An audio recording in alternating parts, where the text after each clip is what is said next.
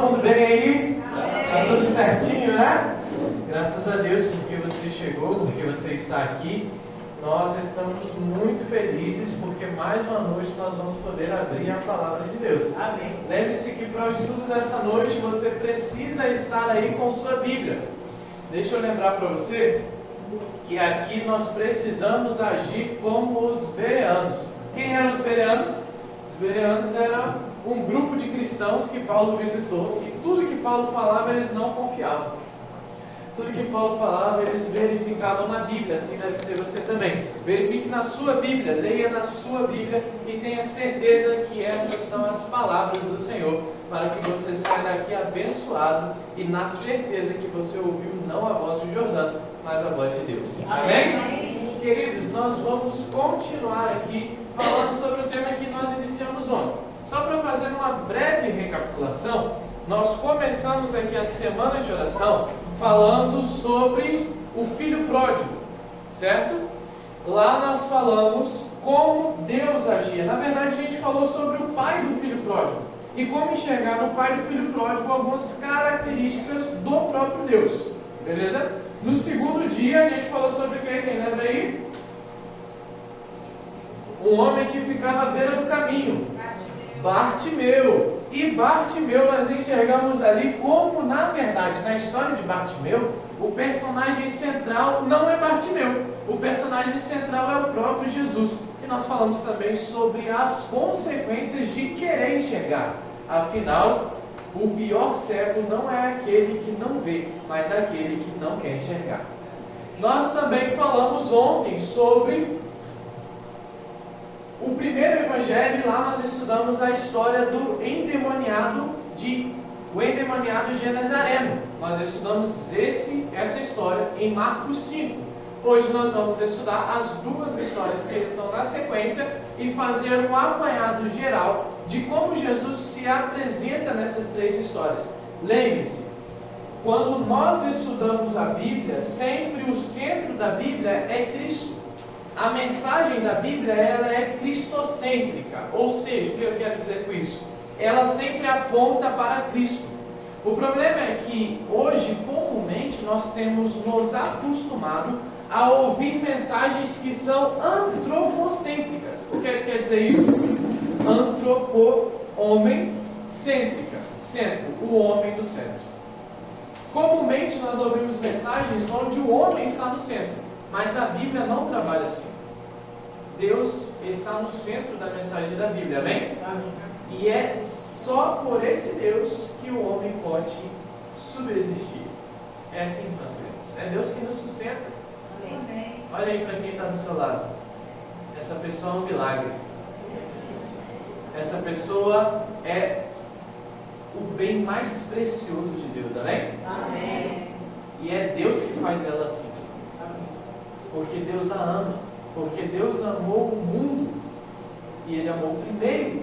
É por isso que nós estamos aqui. Amém? Amém.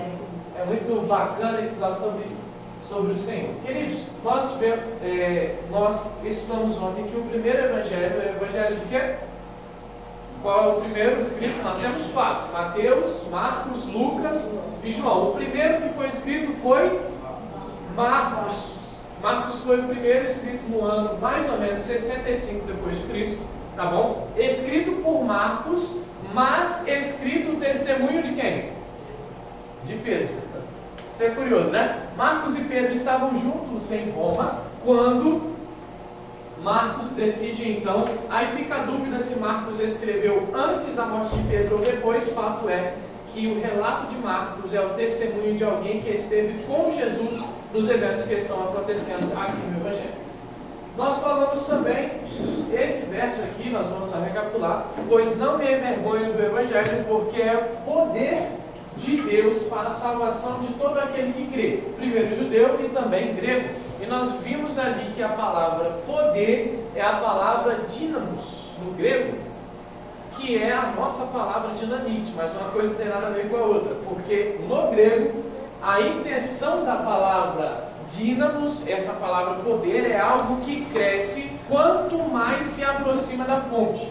Ou seja, quanto mais algo ou alguém se aproxima da fonte do poder, mais esse poder é forte, é grande. E aí sim a gente poderia usar talvez a figura de linguagem é explosivo, entende?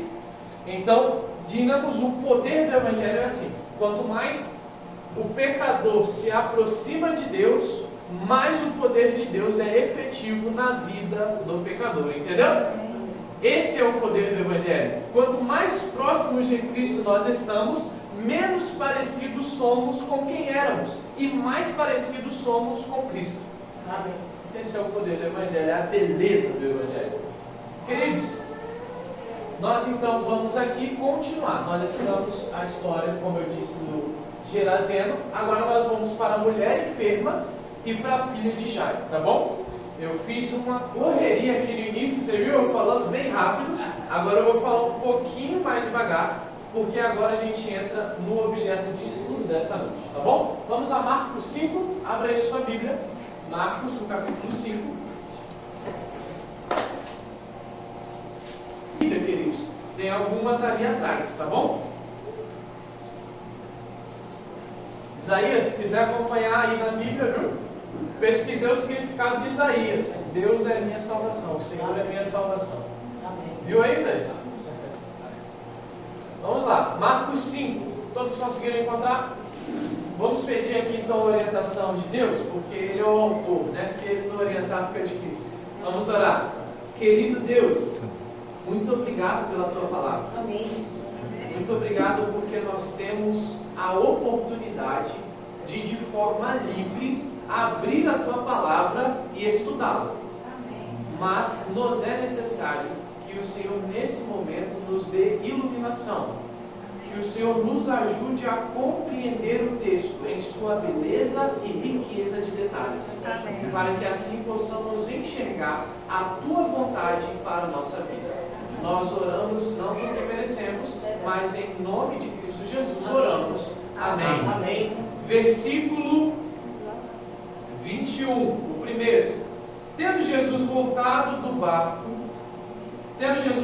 de barco para o outro lado, reuniu-se em volta dele uma grande multidão, e ele estava junto do...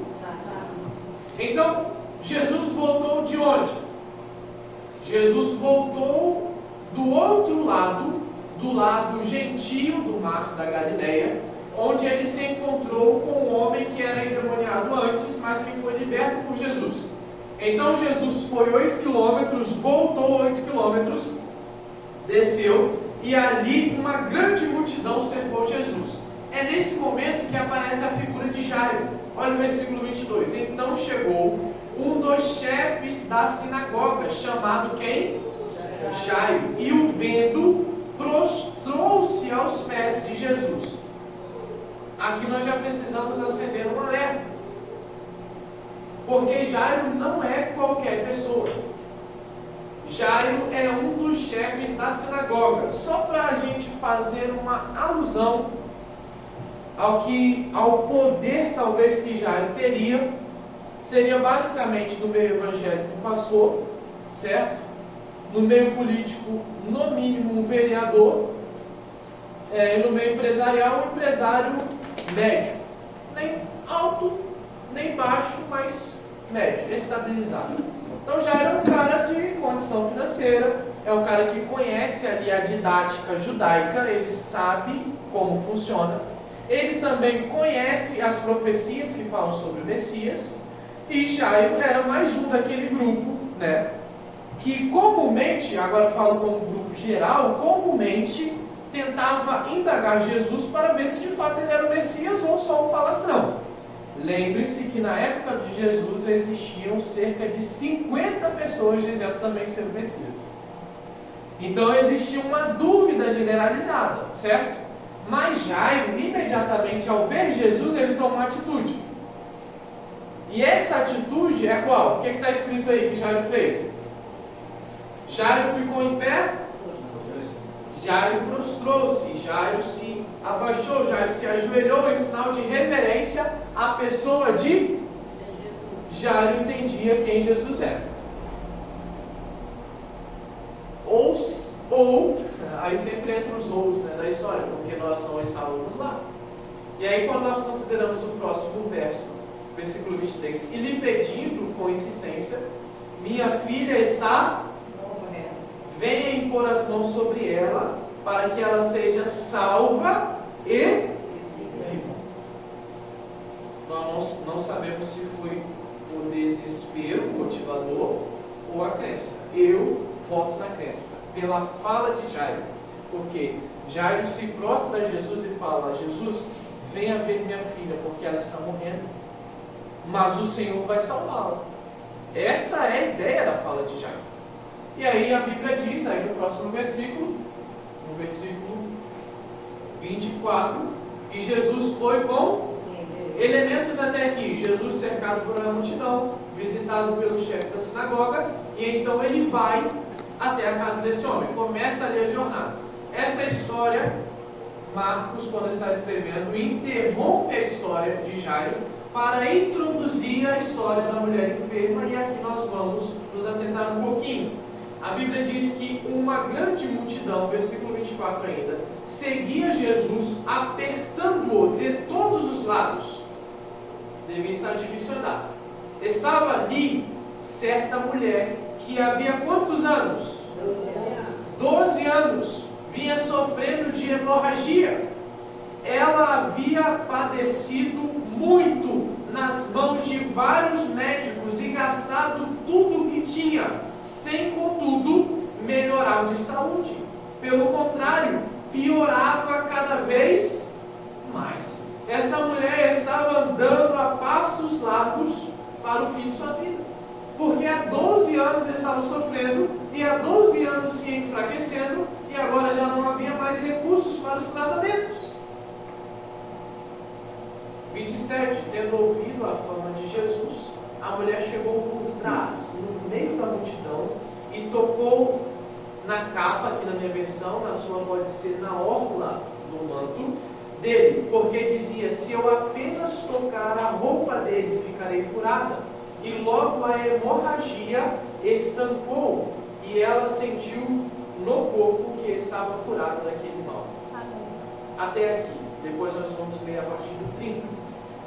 Considerações. Quando Jesus vai atender o pedido de Jairo, que está aos pés dele, uma multidão está o apertando, e no meio dessa multidão aparece uma mulher. Características dessa mulher: 12 anos sofrendo. Queridos, enfrentar doenças é muito ruim, né? Muito ruim. No nosso mundo existem várias pessoas que convivem anos e anos com doenças, né? Por exemplo, hipertensão, diabetes, né? E dentre outras doenças que são doenças crônicas, que as pessoas vivem anos e anos com ela. A doença dessa mulher em específico era uma hemorragia, um sangramento que não passava. Agora, o grande problema disso, e aqui eu gosto de ressaltar que se você pensar na Bíblia como nós aqui vivemos culturalmente, você vai passar por alto em muitos detalhes. Então é preciso pensar como o judeu lá vivia, né? Essa mulher, ela estava impura por isso. Se você for ler Levítico 15, 21 e o 25, 27, se não me falha a memória, você vai ler ali que toda mulher durante o fluxo menstrual, ela estava impura, e o marido nem ninguém poderia tocá-la, senão também ficaria impuro.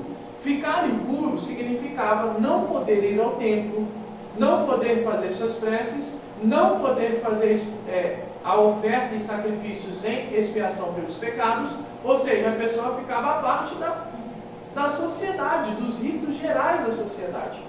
Era basicamente alguém que estava literalmente excluído do convívio social, porque ninguém queria encostar nela, tampouco ela poderia participar dos ritos. Entende? Mais uma vez, nós estamos vendo na Bíblia a figura de uma pessoa excluída. E mais uma vez nós veremos como Deus se importa com todas as pessoas, porque Deus não faz acepção de pessoas. E onde mais Deus opera é na fragilidade. Se nós achamos que somos abastados, que já temos tudo, não damos espaço para Deus atuar. Mas é quando nós entendemos a nossa fraqueza é que o poder de Deus se manifesta poderosamente. E eu louvo a Deus porque eu e você estamos aqui hoje. Porque o fato de estarmos aqui já é uma resposta clara a Deus de que nós precisamos dele, de que nós dependemos dele. Senão, por que estaríamos aqui? 12 anos. 12 anos sangrando. 12 anos. E aqui a Bíblia não nos conta o nome dessa mulher. Não nos diz se ela era casada ou não, se tinha filhos ou não. O fato é que 12 anos ela estava separada de tudo que ela tinha e que amava. 12 anos de sofrimento. Os rabinos naquela época possuíam algumas receitinhas para tentar curar isso aí. E às vezes, quando a gente olha, né, para o povo judeu, a gente acha que era tudo certinho, né? Mas eles tinham algumas coisas assim um pouco estranhas, que a gente chamaria hoje de simpatia, né? Aí eu vou mostrar algumas para vocês. A primeira é tomar chá, né? Infusões, né? Tônicos e chás normal. Mas uma das características que se fazia, isso está no Talmud, que é o livro, né, dos judeus, ainda muito utilizado, o livro de regras deles. O que a mulher que estava com fluxo menstrual contínuo, sem parar, tinha que fazer? Ia pegar a cinza do ovo de avestruz, e aí, se fosse no verão, ela ia colocar num tecido de linho e carregar com ela. Se fosse no inverno, ia colocar no algodão, tecido de algodão, e carregar com ela. Essa mulher fez isso aí, porque ela tentou de tudo. Ela zerou as tentativas. Essa aí nem é tão ruim, porque essa última para mim é a pior. E de jumenta branca em jumenta branca, fuçando os excrementos para achar uma haste de milho e carregar consigo. Percebe as humilhações que essa mulher passou? Está entendendo agora, quando a Bíblia fala que essa mulher tentou de tudo, a seriedade do estágio que essa mulher estava? Que esperança tinha? Nenhuma. Quando essa mulher ouve falar de Jesus, agora era a última oportunidade, mas ela não pensava como alguém que crê em quem Jesus é, mas como alguém que tem superstições. Só para você entender, a orla do manto era um tecido azul costurado na pontinha ali da veste, na pontinha do manto, na parte de baixo. Ali representava a característica, a personalidade judaica, pertencer ao povo, e os homens usavam essa parte na roupa. Então ela pensa nas superstições dela: se eu apenas conseguir tocar na característica desse homem, se eu apenas tocar na orla dele, eu vou ser curada. Ela não tem desejo de pedir, porque tudo que ela podia tentar, ela tentou. Imagina a vergonha e o constrangimento que seria essa mulher tentar parar a multidão, tornar um monte de pessoas impuras por encostar nela, porque a multidão estava comprimindo Jesus, para então pedir Jesus por uma cura. Ela pensa: isso não vai dar certo. Então ela vai se espremendo, fraca, débil, fragilizada, para tocar na orla do manto. E o mais interessante é que quando toca, ela é o quê? Curada. Jesus poderia muito bem seguir seu caminho, sim ou não? Porque o que a mulher queria foi atendido, sim ou não? Ela já tinha o que ela queria. Mas Jesus não estava preocupado apenas com cura. Jesus está preocupado com restauração. Jesus está preocupado em dar às pessoas valor e dignidade que elas merecem. Quando nós continuamos a ler, diz assim, versículo 30. Jesus, reconhecendo imediatamente que dele havia saído o poder, virando-se no meio da multidão, perguntou: quem me tocou? E talvez os discípulos, um pouco irritados de estar segurando o pessoal para não pisotear até Jesus, né? Perguntam: mestre, o senhor vê tanta gente, essa multidão apertando, e ainda pergunta: quem te tocou? Todo mundo te tocou. Está todo mundo querendo te tocar. Como assim, quem te tocou? Mas perceba que Jesus precisava falar com aquela mulher. Senão, para ela, o toque na orla seria o mesmo que carregar a cinza de um avestruz, cinza do ovo de um avestruz. ou quem sabe a haste de milho de um excremento de uma jumenta branca. Mas aquela não era uma simples cena de superstição, era um encontro com Deus no universo. Ele, porém, versículo 32, olhava ao redor para ver quem tinha feito aquilo. Então a mulher, amedrontada, trêmula, ciente do que lhe havia acontecido, veio e prostrou-se diante de Jesus e declarou toda a verdade. Então Jesus disse: filha, a sua fé salvou você. Vá e não peques mais. Desculpa, vá em paz e fique livre desse. A inferência da palavra filha, falada por Jesus, é atribuída apenas a essa mulher nos evangelhos. Que interessante, né? Filha, os 12 anos de sofrimento acabaram. Amém. Filha, você está curada. Amém. Não foi a sua superstição que te salvou, foi a tua fé. E a pergunta para mim e para você hoje é: nós temos fé em Jesus? Amém. Porque Ele também quer te curar, quer te resgatar, quer te restaurar, Amém. quer te libertar. E isso não é uma superstição, isso não é um dogma, isso é o poder do Evangelho. Amém. É o poder de Jesus sobre a vida daquele que crê. Por isso a Bíblia diz que quem crê é salvo. O que você precisa fazer é crer. Crê em Jesus de todo o seu coração, e tu e a tua casa será salvo. Amém. Esse é o caminho. Além de estar enfraquecida pela doença, ela estava impura.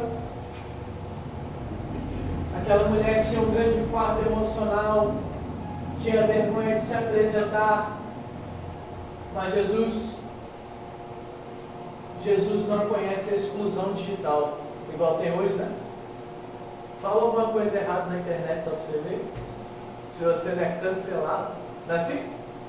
Jesus não exclui as pessoas. Amém. Jesus não cancela ninguém. Jesus inclui todos. Amém. Jesus valorizou a fé daquela mulher e Ele valoriza a tua fé também nessa noite. Amém. Às vezes nós temos talvez medo de nos aproximarmos de Jesus, pensando em qual severas serão as consequências, ou talvez medo ou vergonha de nos aproximar de Jesus pelos nossos pecados. Assim como aquela mulher, o fato dela ir até Jesus trêmula, com medo, é a clara inferência que Marcos está nos dando de que ela tinha medo de que a bênção fosse tomada de volta, ou de que ela fosse punida por deixar Jesus impuro. Mas Jesus faz questão de dizer para ela que ela era importante para Ele. E eu faço questão nessa noite de dizer que você é importante para Jesus. Amém. As coisas que ficam para trás, ficam para trás.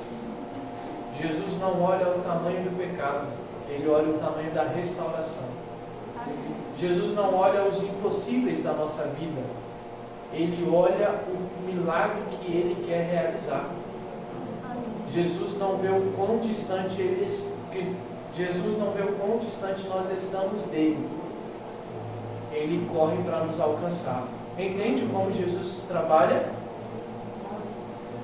Quando nós pensamos em tomar a atitude de ir até Jesus, Ele já está conosco.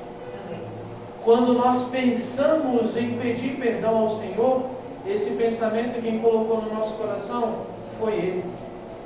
Jesus é quem atua para a nossa salvação. Para nós corrermos, Ele diz: vai em paz, uma referência a Shalom, plenitude de vida. Vamos avançar aqui, porque nós ainda precisamos falar só sobre essa situação. Quando Jesus estava ali, vamos ler só alguns versos mais. Versículo 35, enquanto Jesus ainda falava, chegaram alguns da casa do chefe da sinagoga, dizendo: a sua filha já morreu. Por que você ainda incomoda o mestre? Imediatamente, quando Jesus está terminando de falar com aquela mulher, alguns vêm dizer para Jairo: Jairo, não adianta mais, a menina já No caso do endemoniado, ali haviam 6.000 demônios, a Bíblia diz, naquele homem. Mas ele ainda tinha vida. Jesus restaurou a sua vida. No caso da mulher, eram 12 anos de sofrimento. E Jesus restaurou também a sua. Mas a filha de Jairo já não tinha mais uma vida para ser restaurada. Muitas vezes a esperança, ela acaba. E talvez foi essa a primeira sensação de Jairo. De agradecer o Mestre, de agradecer a Jesus pela boa intenção, mas voltar para casa. A sua filha já morreu, não precisa mais incomodar o Mestre. Mas as palavras de Jesus atribuem a Jairo um conhecedor do Antigo Testamento. Versículo 36, mas Jesus, sem levar em conta tais palavras, disse, não tenha o quê? Leia na sua Bíblia, vai ver se está assim, não tenha ou não temas. Olha o tanto de citação que Deus falou para os seus servos no Antigo Testamento, Gênesis 15, 1, 21, 17, 26, 24, 46, 13, Juízes 6, 23, Daniel 12, 12, 10, 12 e 19. E muitas outras mais, para não fazer só um slide de referências. Todas as vezes que Deus diz, não temas, aí vem o milagre. É certo. Quando Deus se apresenta, por exemplo, para Josué e diz, Josué, seja forte, não temas e nem te esqueças, porque eu, o seu Deus, serei contigo aonde quer que você for. Simplesmente muralhas que passavam carruagens em cima, caíram sem o homem encostar um dedo. Está entendendo o poder de quando Deus fala, não temas?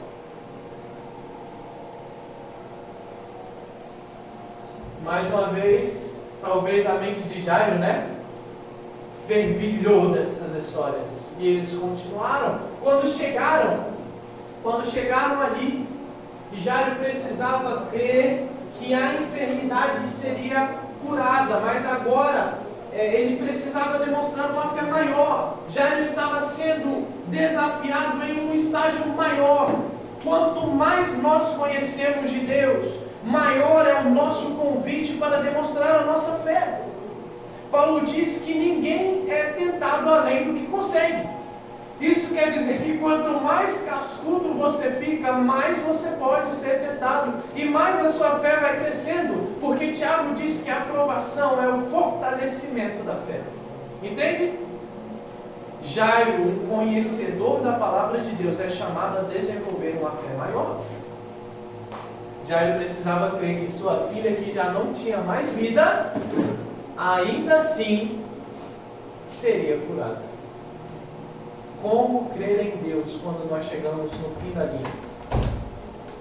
Como? Como crer em Deus quando o ente querido morre?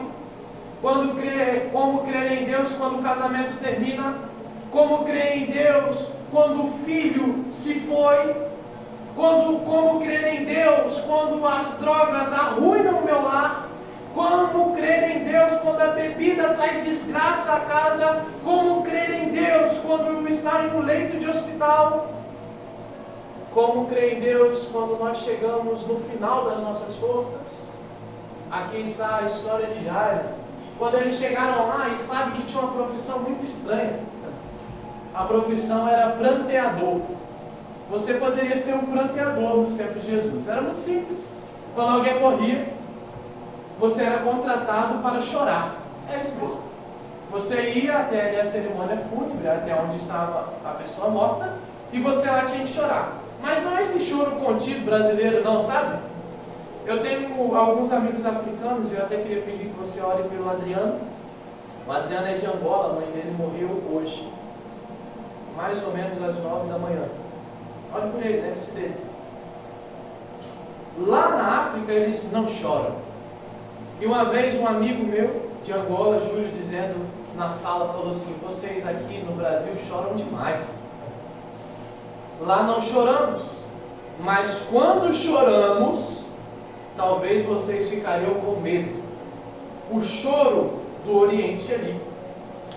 E principalmente na época de Jesus, não era esse choro que nós estamos acostumados, mas um choro caloroso. E esses pranteadores eram contratados para prantear durante dias. E quanto maior o pranto, melhor. Então, quanto mais rica a pessoa, mais pranteadores tinha. Lembre-se que Jairo tinha muito poder. Olha o que a Bíblia diz. Versículo 38. Chegando à casa do chefe da sinagoga, Jesus viu um alvoroço. Os que choravam e os que pranteavam o quê? Muito. Jesus chega ali e no versículo 39 ele diz: por que vocês estão alvoroçados e chorando? A criança não está morta. Ela está fazendo o quê? Aí todo mundo cai na risada, né? Porque os pranteadores não tinham uma ligação emocional com quem morria. Eles eram profissionais do choro. Então, quando essa ideia de que alguém que estava morto estava dormindo, foi motivo de ironia, de riso. E talvez aquela casa onde os familiares de fato estavam sofrendo se torne um lugar ainda mais doloroso, porque aqueles que foram contratados para prantear agora caçoam daquele homem que chegou. Aquele homem com ideias malucas de que alguém que morreu está dormindo. Entende como a história bíblica é rica?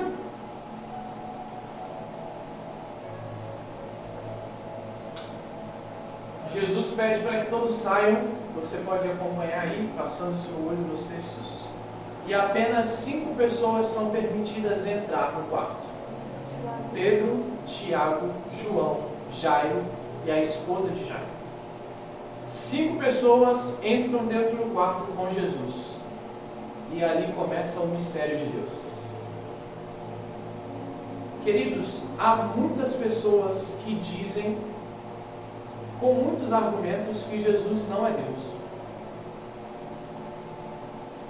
E isso acontece há muitos anos, não é uma novidade, não. Existem muitos doutores que afirmam isso. Existe uma comissão de pessoas chamada Seminário Jesus, que com argumentos belíssimos históricos tentam provar convincentemente que Jesus não é Deus. Mas quem é que pode restaurar a vida senão Deus? Queridos, se nós cremos na Bíblia, é impossível desassociar Jesus da figura divina. Quem entrou naquele quarto foi o próprio Deus. Amém. O Emmanuel, Deus conosco. Amém. Aquele que veio para salvar o mundo. Amém.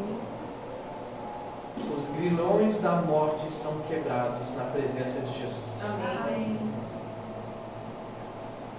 Nessa vida aqui, a morte é o final para a gente. Naquele tempo lá, também. E para um judeu tocar em um morto era seríssimo, era gravíssimo. Tocar em um morto era se tornar impuro. Mas Jesus faz algo belíssimo. Leia comigo e nós então lemos os últimos versos. Versículo 41. Tomando a criança pela mão, disse: Talita cumi, que quer dizer, menina, eu digo a você, levanta-se. Imediatamente a menina, que tinha 12 anos, olha que coisa engraçada, né? Quantos anos a mulher de fluxo de sangue estava sofrendo? 12. Um paralelo igual, né? A menina tinha 12 anos, se levanta e começa a andar. E todos ficam admirados. Todos quantos? 5 pessoas.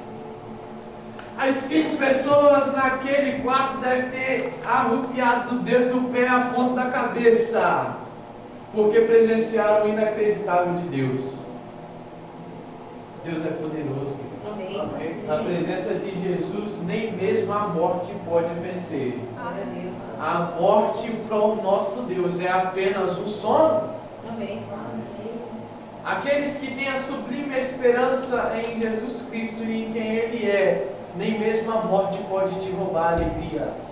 Por isso, várias vezes nós vemos os apóstolos, os mártires, sorrindo em face da morte. Deixa eu dizer uma coisa: a morte para quem crê em Jesus não significa muita coisa, senão um tempo de espera até poder viver para sempre com Jesus. Muitas vezes cristãos como nós, no passado, lá pelo ano 120, 150, eram presos a fogueiras que eram acesas e eles morriam louvando. Às vezes, mulheres, homens e seus filhos eram soltos em arenas e leões africanos famintos eram soltos também nessas arenas. E os primeiros a morrer eram as criancinhas, dilaceradas. Mas ainda assim, aqueles loucos para muitos morriam cantando e louvando ao Senhor. Alguns eram amarrados em pedras e jogados em lagos, em rios, e ainda assim não rejeitavam o Senhor. Sabe por quê? Porque eles sabiam que Cristo Jesus era a esperança deles. Amém. E mesmo se alguém destruísse esse corpo, Jesus voltaria a dar a vida. Naquele grande dia, ressoada a última trombeta, os mortos em Cristo ressuscitarão primeiro. Amém. Nem mesmo a morte pode roubar a nossa esperança. Nem mesmo a morte pode nos deixar tristes, porque Jesus tem poder sobre a morte. Amém. Amém por isso. Que o seu coração saia daqui radiante, querido. Existem dois fatos em comuns, nós terminamos com isso nessas três histórias. O primeiro fato em comum é que Jesus se importou com pessoas que eram símbolo de impureza, de deteriorização, de destruição, de morte. Jesus purificou essas pessoas. Olha para a tua vida e se você se acha indigno, não se preocupe. Jesus te ama e te alcança mesmo assim. E isso acontece nessa noite. Amém. Jesus quer te salvar hoje. Jesus quer te purificar hoje. Jesus quer restaurar e renovar a sua vida hoje. E Ele tem poder para isso, amém? Amém. Você só precisa dizer: eu quero. Só isso. Segundo fato em comum: esses relatos não são sobre um endemoniado, não são sobre uma mulher enferma, nem muito menos sobre uma menina morta, sabia disso? Esses relatos são sobre o nosso Deus e o que Ele pode fazer em situações impossíveis. Amém. Quais são os seus desafios, independente de quais sejam eles? Eu te apresento o maravilhoso Jesus, que viveu aqui, morreu numa cruz, mas ressuscitou. Amém. Vive está à direita do Pai, ansioso em voltar para nos resgatar. Amém. É sobre Ele essas histórias. É dele de quem nós estamos falando. Cristo opera com o poder do próprio Deus, porque Ele é Deus. Cristo é doador de salvação e de plenitude de vida. Se a sua vida não está plena, Jesus é a solução. Nele, todos os nossos medos, queridos, se transformam em confiança, certeza e esperança em Jesus. Em Jesus, todos os seus medos serão convertidos em uma certeza de vitória. Amém. Porque nós não esperamos uma pátria que está nesse mundo, nós esperamos uma pátria que está no mundo que Jesus está preparando para nós. Por isso as coisas desse mundo não podem nos abalar, porque já não pertencemos mais a este, pertencemos a Cristo Jesus, e dele nós somos, desde agora para todo sempre. Amém. Amém. Nós vamos cantar a música entrega para finalizar. Todas as noites nós temos cantado esse louvor. Eu queria que você pensasse: quem é Jesus para você? Um homem, um curandeiro, uma figura histórica, um divisor de águas da humanidade? Será que Jesus tem figura importante em sua vida? Será que Jesus, você reconhece Jesus como o próprio Deus? Quem é Jesus para você? Quer hoje, nessa noite, entregar sua vida mais uma vez a Jesus? Quer dizer, Jesus, eu não mereço, eu tenho muitas lutas, mas hoje eu saio daqui entregando a minha vida a Ti. Nós vamos cantar essa música entrega, e eu queria te convidar a ficar em pé se você deseja que sua vida seja plenamente do Salvador. Mas lembre-se, nossas decisões são pensadas, são racionais. Portanto, eu louvo pela sua decisão. Vamos louvar. Preciso me entregar, Senhor. Faça desse louvor uma oração. Preciso a Ti entregar. Diga a Ele, preciso ouvir. Preciso ouvir Tua voz a me falar. Diga a Ele, não tenho nada a oferecer, Senhor. Não tenho nada a Te oferecer. Somente um coração. Somente um coração. Mas aqui nós ensinamos. Mas aqui estou. Vamos aceitar, Senhor. Toma os nossos pensamentos, Deus. Toma os meus pensamentos, meus dons e meus bens. Toma também o nosso coração, Senhor. Toma o meu coração e tudo que ele tem.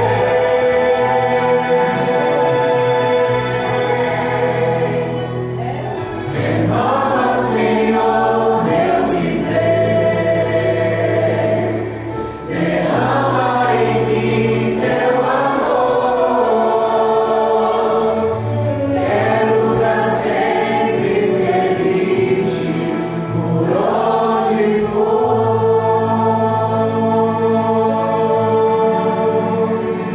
Esse seja o nosso desejo nessa noite.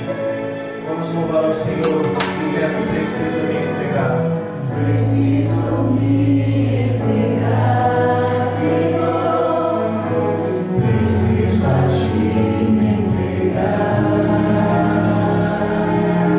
Preciso ouvir Tua voz a me falar.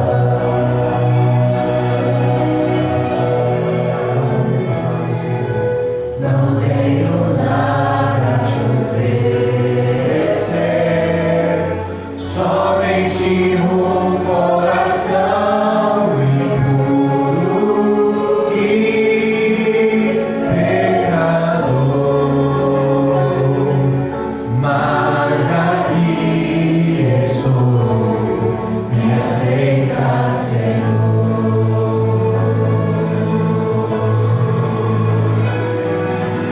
Toma os meus pensamentos, meus dons e meus bens. Esse é nosso coração, Senhor, nessa noite. Toma o nosso coração. Toma o meu coração e tudo que ele tem.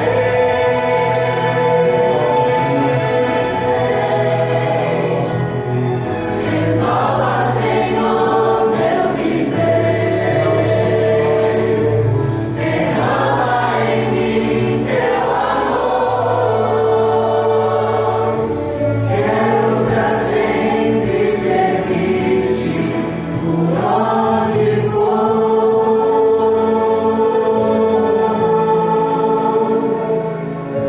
Quero pra sempre servir-Te por onde for.